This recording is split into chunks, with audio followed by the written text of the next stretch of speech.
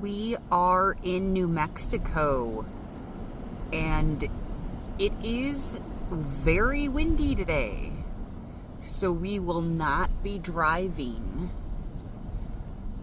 But I thought I would talk about what steps you need to take if you're caught in a dust storm while driving on the road.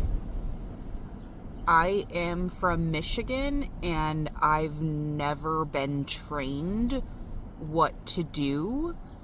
So my first time being caught in a sandstorm, I did not take these steps. So I thought I'd make a video and share what you should do if you're ever caught in a sandstorm while driving. So step one, they say to pull over as far as possible off of the road. Step two is to put your emergency brake on.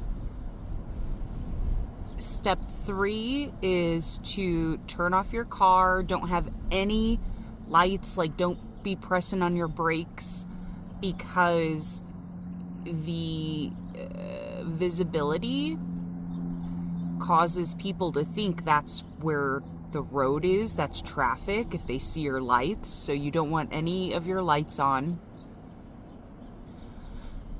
Step four, you want to stay in your car. And step five,